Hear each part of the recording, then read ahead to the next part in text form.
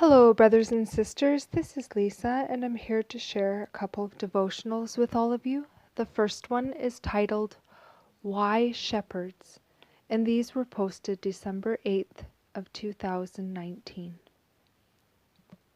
An amazing fact. Sheep herding dogs, such as border collies, are highly intelligent and can easily learn 20 to 30 different commands. These are communicated to the dog by voice, whistling, and/or hand signals. A well-trained working sheepdog is very valuable, with some selling for as much as $10,000 or more. Isn't it interesting that a group of shepherds were the first humans selected to visit Jesus after his birth? But why shepherds? Why not someone more prominent like a priest? There must have been a few good ones, or a governor, or some other ruler. Many heroes in the Bible were shepherds. Abraham, Jacob, Moses, and David all had their flocks. What characteristic did these people all have in common? For one thing, they were all humble. The shepherds that the angels visited were very humble people. They must have been looking for him all along, studying the prophecies, praying, and waiting eagerly for their Messiah to arrive. Jesus says, "And you will seek me and find me when you search for me with all your heart." Jeremiah 29 verse 13. Half-hearted looking won't do. We must search for him without reserve and with an open, humble heart. And it came to pass, as the angels were gone away from them into heaven, the shepherds said one to another, "Let us now go even unto Bethlehem, and see this thing which is come to pass, which the Lord hath made known unto us." And they came with haste, and found Mary, and Joseph, and the babe lying in a manger.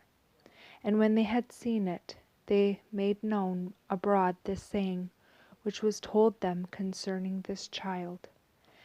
And all they that heard it wondered at those things which were told them by the shepherds. But Mary kept all these things, and pondered them in her heart. And the shepherds returned, glorifying and praising God for all the things that they had heard and seen, as it was told unto them. Luke 2, verses 15 through 20. And that is the end of that devotional. And the next one I'd like to read out to you is titled Lessons in Trust and Perseverance. But ask now the beasts, and they shall teach thee, and the fowls of the air, and they shall tell thee. Job 12, verse 7.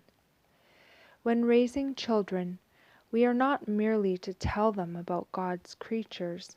The animals themselves are to be their teachers. The ants teach lessons of patient industry, of perseverance in surmounting obstacles, of providence for the future. And the birds are teachers of the sweet lesson of trust. Our Heavenly Father provides for them, but they must gather the food, they must build their nests, and rear their young. Every moment they are exposed to enemies that seek to destroy them, yet how cheerily they go about their work. How full of joy are their little songs. The industrious bee gives to men of intelligence an example that they would do well to imitate. These insects observe perfect order, and no idler is allowed in the hive. They execute their appointed work with an intelligence and activity that are beyond our comprehension. The wise man calls our attention to the small things of the earth. Go to the ant, thou sluggard. Consider her ways, and be wise, which having no guide, overseer, or ruler, provideth her meat in the summer, and gathereth her food in the harvest. The ants are a people not strong, yet they prepare their meat in the summer. We may learn from these little teachers a lesson of faithfulness. Should we improve with the same diligence the faculties which an all-wise Creator has bestowed upon us, how greatly would our capacities for usefulness be increased. God's eye is upon the smallest of His creatures.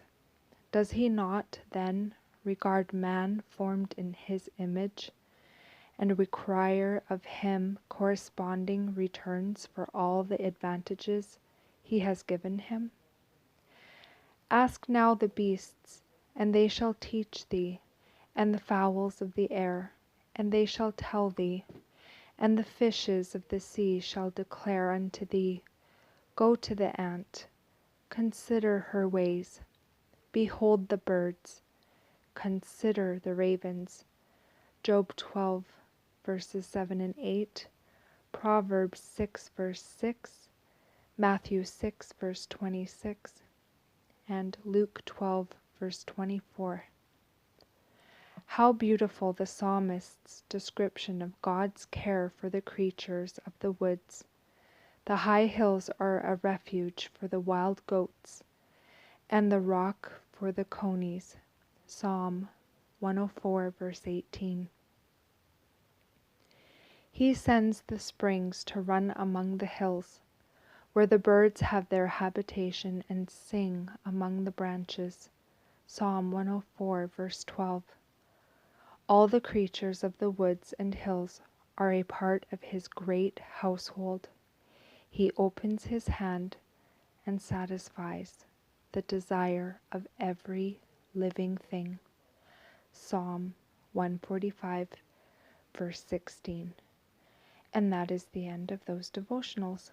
I pray that they bless you, and I pray you all have a great evening in the Lord, and I will see you either next video or in the air. Bye-bye.